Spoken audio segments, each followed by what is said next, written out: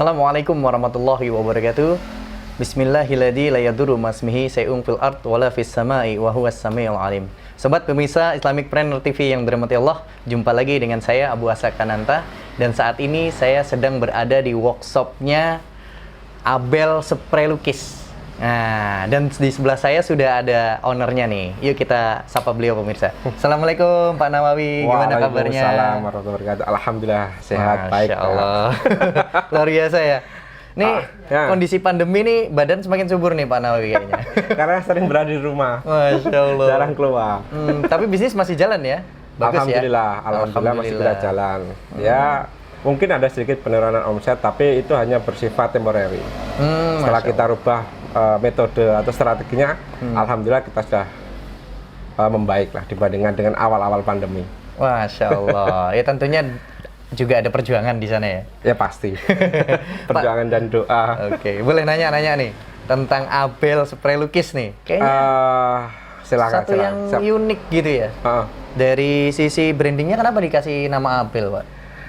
Abel sendiri itu berasal dari nama dari anak saya nomor 3, namanya Muhammad Nabel Atailah Nawawi, biasa kita panggil nama Abel. Nah, kenapa Kak kita pilih nama anak saya yang nomor 3 bukan anak nomor 1 atau nomor 2, nomor 3? Kebetulan anak saya nomor pertama itu cewek, saat ini masih menduduki di kelas 1 SMP, kebetulan masih di Pondok Pesantren Tahfidz Alhamdulillah Pati. Yang nomor 2 itu juga cewek, masih kelas 1 SD di SDIT Lukman Al Hakim. Yang terakhir kan ini cowok. Nah, makanya dari cewek cowok, karena kan kita berpikir suatu saat yang jadi kepala rumah tangga itu kan pasti cowok. Kalau kakaknya kan nantinya kan mesti ikut suaminya. Iya, ya kan? Bener. Jadi tidak wajib.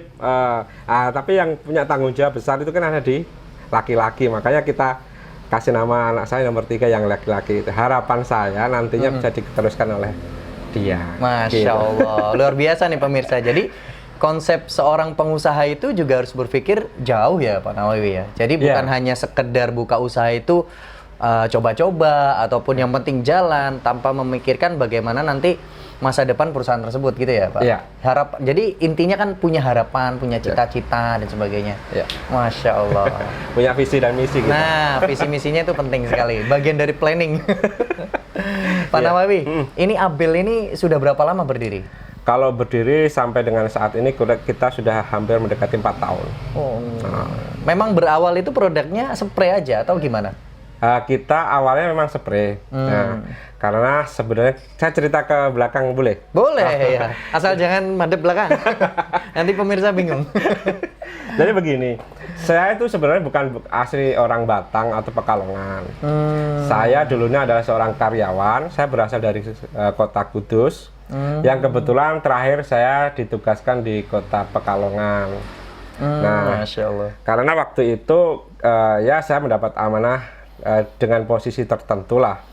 Nah, sehingga saya itu terkadang, mohon maaf kalau misalnya ada tim saya atau karyawan waktu itu kan ada misalnya nikahan atau anaknya lahir, itu terkadang saya kesulitan mencari sebuah kado, ya kan? Karena begini, kalau saya kasih sesuatu, katakan uang, dalam hati kecil saya begini, mosok bosnya arep kayak ismene. Nah, itu yang pertama. Artinya apa yang kita beri itu senilai. Ada pekewohnya. Terus yang kedua, misalnya kalau saya berikan barang elektronik, bosnya juga mosok bosnya kok ngekai hanya segini. Nah, jadi akhirnya kan saya sudah bingung waktu itu. Nah, akhirnya dari disitulah saya berpikir sama istri bagaimana kita ngasih sesuatu hal yang mungkin akan sedikit lebih sulit untuk dinilai. Makanya kita pilih spray, tapi kita ada seninya, artnya di situ. Jadi kan orang itu kalau seni itu kan susah dinilai. Itu pemikiran awal kami sih. Berarti dari opportunity itu sebuah inspirasi ya kalau untuk mencari kado-kado bisa ke spray lukisnya Abel. Dan ini produknya nggak hanya di Batang kan? Misalkan ada orang pesan dari luar kota dan sebagainya bisa ya? Ya, kita sebenarnya gini, kalau kita lebih banyak bermitra dengan para reseller. Jadi ada juga beberapa distributor agen juga. Jadi mereka tersebar di berbagai wilayah, berbagai kota. Dan cuman kelebihan kami itu begini, karena kita berpikir bagaimana sebuah usaha itu kita berkembangkan bersama-sama, nggak hanya saya yang sukses, tapi mitra-mitra saya juga harus sukses. Artinya begini, saya membebaskan kepada teman-teman reseller, agen maupun distributor untuk melakukan rebranding. Ya kan? Kan awal-awalnya banyak ditentang loh. Kenapa kok jenengan susah payah membangun kok malah kayak distributor, agen, sama reseller kok diperbolehkan melakukan rebranding? Padahal kan harusnya bisnis itu kan brandnya harus dibesarin. Iya. Nah, cuman karena kita berpikir gini, kalau seandainya saya di posisi mereka juga pengen sukses dengan membawa nama dia sendiri. Oh, Nah, artinya kita berharap ya sudahlah, kita di belakang layar mereka enggak apa-apa. Yang penting seandainya mereka sukses, kita juga pasti ikut akan sukses. Walaupun mungkin orang nggak akan lihat, nggak apa-apa, nama kita nggak dilihat, nggak masalah. Yang penting kita bisa memberikan efek kemanfaatannya, dapat lah gitu. Wah, Masya Allah, luar biasa nih pemirsa. Jadi konsepnya maklun ya. Yes. Wah, jadi rebranding tuh maklun pemirsa. Yes, Jadi kalau misalkan sobat pemirsa pengen menjadi reseller dan pengen membranding ataupun menggunakan brandnya sendiri, bisa hubungin Yes. Pak Nawawi. Ya, kita persilahkan malahan. Oh, Nggak Masya apa-apa. Allah. Kita luar mendukung biasa. 100%. Mantep nih. Wah, ini bisa jadi ajang peluang baru. Iya, alhamdulillah. Dan ini jarang sekali ya. Yes. Ya karena tadi kita kembali lagi konsep dan tujuan kita. Kita nggak pengen apa ya? Karena kita punya mimpi lah. Suatu saat harapan saya pribadi sih, Yeah. saya punya cita-cita. Kelak suatu saat kalau saya meninggal itu banyak yang mengantarkan saya. Cita-cita cuma saya itu tok sebenarnya. Allah. Jadi mengantarkan, mendoakan. itu banyak itu Wah, kayaknya pahalanya luar biasa. Ya itu kan. Makanya kita nggak pernah berpikir saya pengen besar sendiri, enggak. Ya. Justru kita membebaskan dengan seperti itu. Bahkan juga kalau seandainya ada beberapa reseller yang meminta desain mereka sendiri, kita persilahkan, nggak akan kita publish. Nah, Wah, kita ini menarik nih. Ya, karena kita berpikir kita biarkan berekspresi seolah-olah kita melayani mereka, sehingga mereka juga sukses. Walaupun pada akhirnya itu juga pasti akan kembali ke kita. Istilahnya kita kan sukses tapi di belakang mereka lah. Di belakang layar.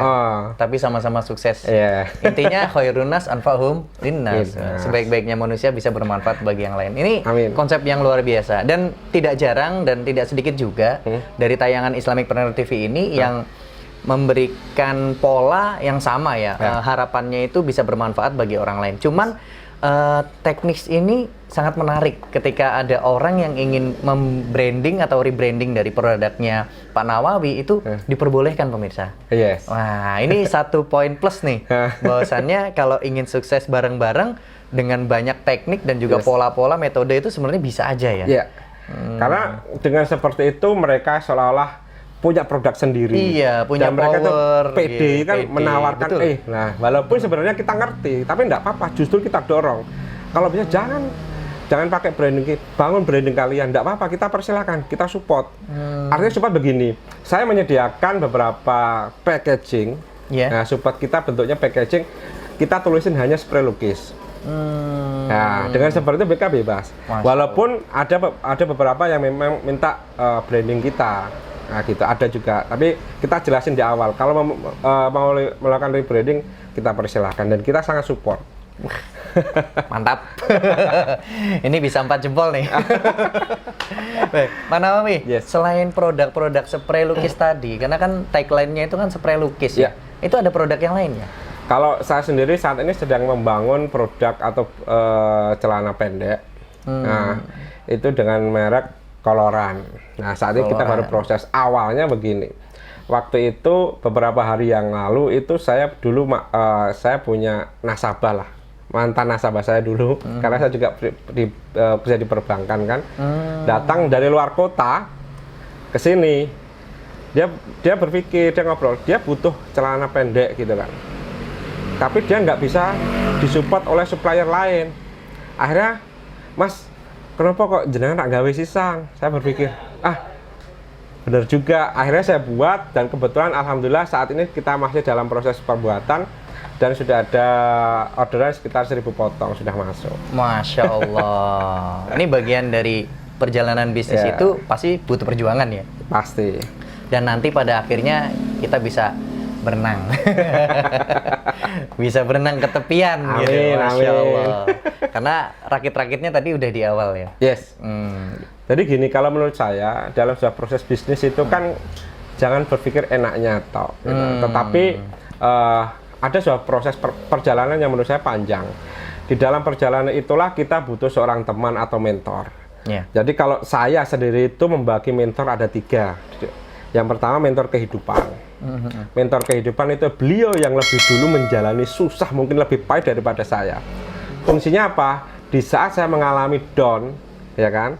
Disitulah saya sharing. Oh, karena beliau sudah dulu mengawali itu, ya kan? Terus yang kedua mentor bisnis. Mentor bisnis bagi saya itu mentor yang bisnisnya mungkin tidak sama tapi serumpun mungkin. Kalau saya misalnya spray, mungkin mentor bisnis saya berarti yang batik. Karena kan kalau pemain spray ini tidak banyak. Yeah. Nah, mungkin trik-triknya atau strateginya itu mungkin hampir mirip kita bisa pakai. Yang terakhir adalah mentor spiritual. Nah, itu yang paling penting. Artinya di saat kita down, kita butuh teman mungkin, cara ngobrol, cara bisnis, cara kehidupan. Tetapi jangan lupa kita harus punya istilahnya sebuah atau seseorang yang mungkin kita akan ngobrol tentang dari segi agama. Jadi kan dengan seperti itu saat kita mulai proses yang berat, seolah-olah kita nggak sendiri. Jadi kita menyenangkan lah istilah. Karena gini, Tat, kalau kita berbisnis dalam keadaan sendirian, di saat kita down, itu pasti yang ada itu mengeluh, putus asa, ya kan? Karena seolah-olah dunia itu, ya Allah, kok nggak adil. Ya Allah, kok hidup saya kok berat sekali, sehingga kok ya Allah kok gak enak uang, istilahnya nggak ada orang lain yang bebannya melebihi beban berat saya gitu kan, kayak gitu. Betul. Tapi kalau kita punya tiga mentor ini, seolah, yuk Mas, tidak apa-apa, ayo terus semangat. Nah, disitulah kecapean kita atau rasa capek kita itu rasanya nggak begitu terasa sih. Masya Allah. Ini salah satu tip bisnis juga nih. Ya. Masya Allah. Pak Nawawi, tadi kan yang kedua ini produk koloran ya. Yes. Ada nggak harapan nanti pengen bikin produk yang lainnya? Kalau saya sih harapan saya produk sih ada banyak sih. Cuman kalau saya harapan gini, saya kebetulan istri itu suka gambar pakaian wanita sebenarnya, kayak gamis saya pengen nih. Cuman karena saya berpikir ini yang dua ini harus saya kuatin, setelah ini saya kuatin, saya harus buat satu produk lagi. Karena kan saya punya 3 anak, pengen saya punya 3 usaha yang nantinya biar mereka kelola. Toh juga saya juga nanti kalau sudah meninggalkan juga enggak butuh kayak gitu. Betul. Nah, tapi saya pengen tanamkan mereka dari sejak awal itu untuk menjadi seorang entrepreneur. Masya Allah. Kalau dengan entrepreneur kan bisa memberikan manfaat itu sih.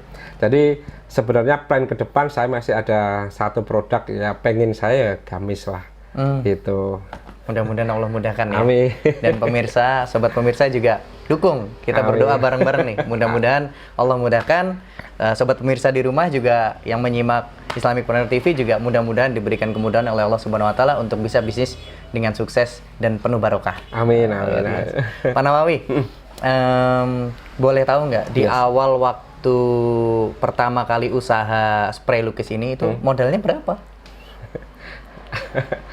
Kalau saya dibilang modalnya berapa, saya juga bingung. Karena gini, awal saya itu sebenarnya istri saya, dia nyoba jual 1-2 jalan. Terus dari itu uang kan nggak dipakai karena saya waktu itu masih aktif jadi seorang karyawan. Yeah.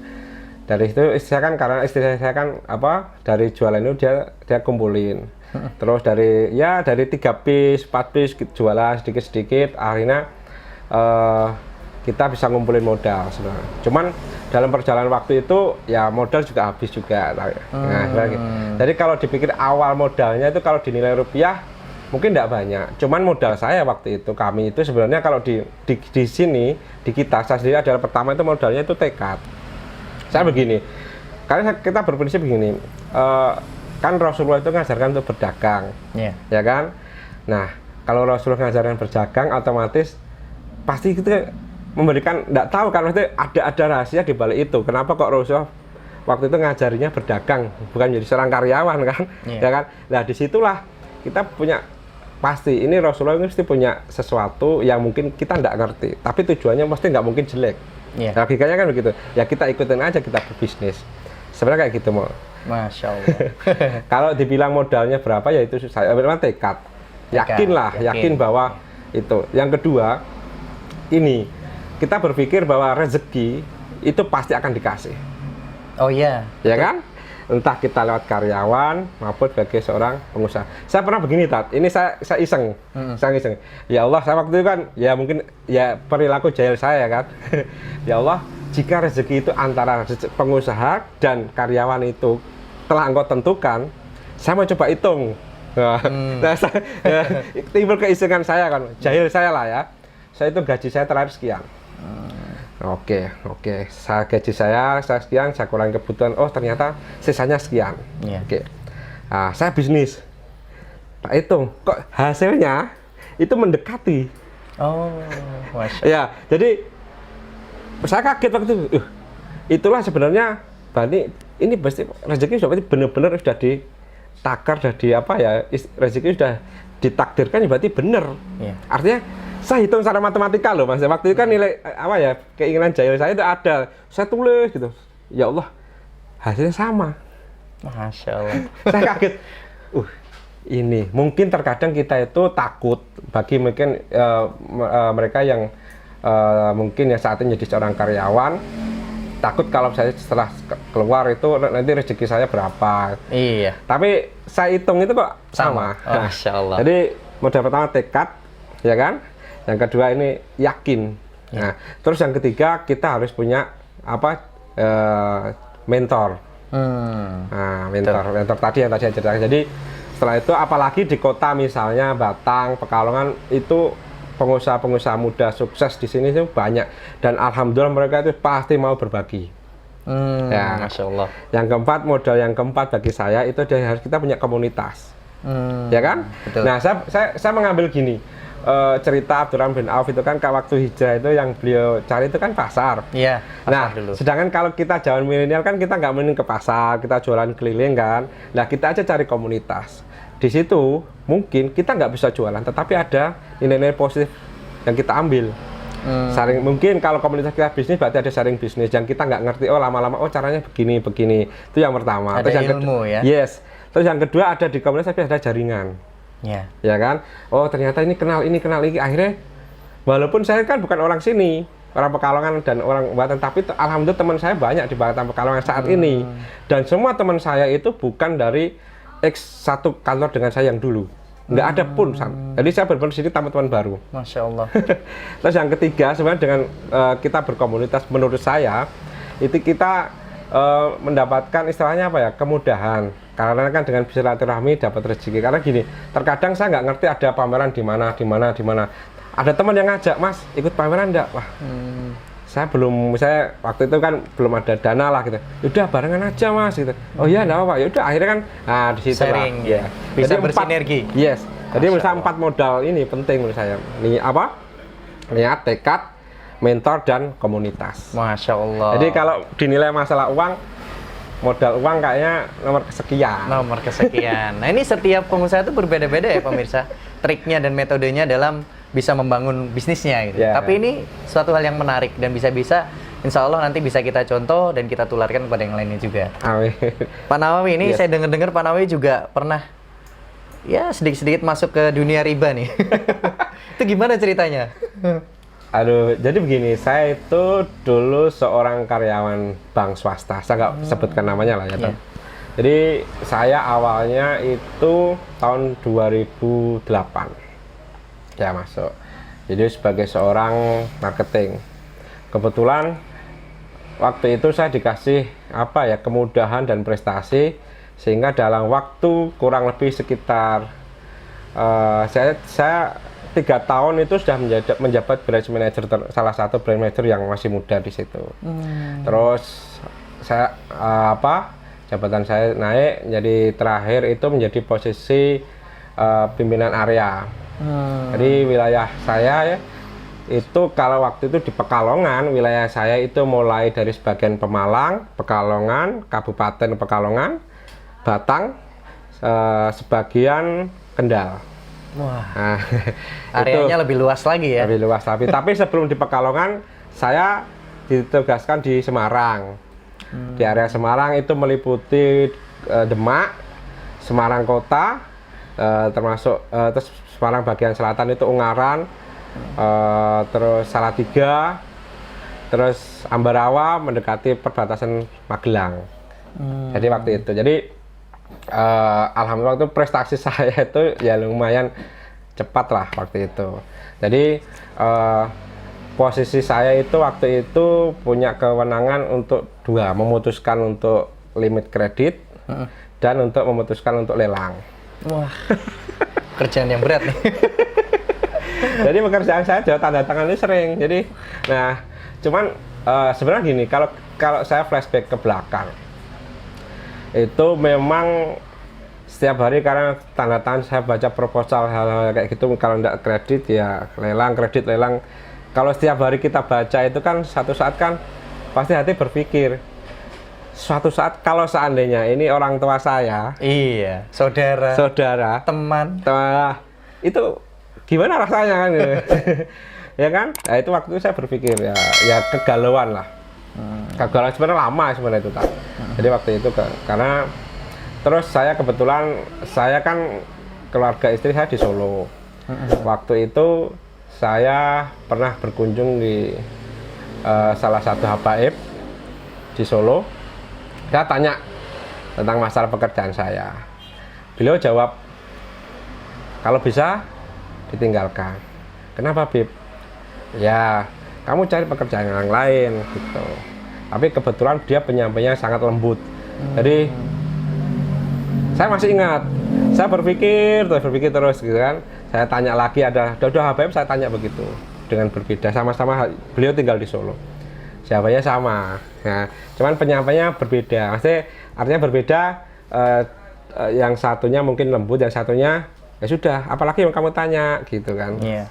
Nggak ada. Saya juga bingung, kan dijawab tapi dengan cara closing gitu kan? Saya juga. Oh ya, Bib ya kan. Terus apa yang ditanyakan? Nggak ada, Bib ya gitu kan. Itu berlangsung saya berpikir sama lebih hampir 3 tahun untuk memutuskan untuk resign. Waktu itu. Berarti sinyal-sinyal hidayah itu sudah masuk ya? Nah, masih ada gejolak nih. Tapi alhamdulillah sekarang sudah berhasil ya? Alhamdulillah. Jadi gini Rat, kalau saya sih, waktu saya masih bekerja saya masih ingat.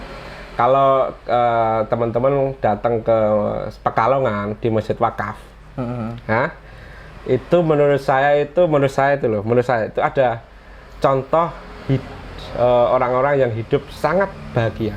Karena begini, waktu itu posisi saya lumayan di perusahaan kan.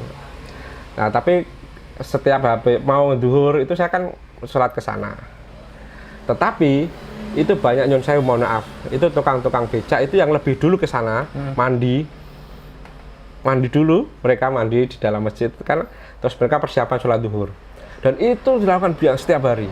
Dan saya berpikir, kira-kira bahagia dia apa saya gitu ya kan? Iya. Mungkin dari segi finansial mereka mohon maaf ya. Iya. Itu seorang abang tukang becak, tetapi saya bawa mobil, ada sopir dari kantor, tapi kan kehidupannya lebih bahagia dia dibandingkan jenengan begitu ya? Logikanya. Begitu. Karena gini, nah dia kan setiap hari sebelum sholat duhur udah persiapan mandi kan. Iya. Sedangkan saya aja santai gitu kan. Itu yang mana? Karena kan kok nikmat banget gitu loh. Walaupun waktu itu mungkin saya punya uang gitu kan, tapi ternyata menurut saya sih nggak bisa sebahagia beliau. Masya Allah. Berarti terinspirasi juga sama salah satunya tukang beca ya? Tapi nggak pernah terpikir kan mau jadi tukang beca? Terus ini, kalau dulu waktu saya kerja itu saya sering tiduran di musolanya Habib Ahmad. Itu kan kalau karena kan waktu saya kerja saya susah tidur. Oh, Masya Allah. Karena mungkin beban pekerjaan. Ya? Jadi saya mungkin waktu. Berarti tidur sama istri juga nggak nyaman ya? Enggak. Ya, karena saya pulang itu dari rumah itu mungkin pulang dari sana itu mungkin jam 1 malam saya Masya Allah. di sana dulu. Iya. Kayaknya kok nyaman ya. Ini yang mungkin saya cari kayak gitu. Jadi memang benar pemirsa, sebaik-baiknya tempat itu memang masjid. Gitu. Seburuk-buruknya tempat itu pasar. Oh gitu. Dan paling nyaman di hati kita itu kalau bisa tertaut selalu di masjid, sehingga kita benar-benar terpanggil. Ketika azan berkumandang, wah kita langsung bergegas. Seperti tadi abang tukang beca itu sebelum azan mandi dulu baru. Sebelum azan dia mandi dulu, terus merasakan kenikmatannya di dalam masjid. Bagaimana Allah menaungi rumahnya, masya Allah luar biasa. Tapi nggak terinspirasi jadi tukang beca ya? Enggak. Insya Allah ya. Insya Allah. Walaupun ada tukang beca dan itu juga bagian dari takdir dan itu juga pekerjaan yang baik, mulia. Pekerjaan yang halal mulia bagi keluarganya, dan kita memang kalau memang tidak passionnya jangan sampai mencela dan sebagainya. Kita harus support dan bersinergi.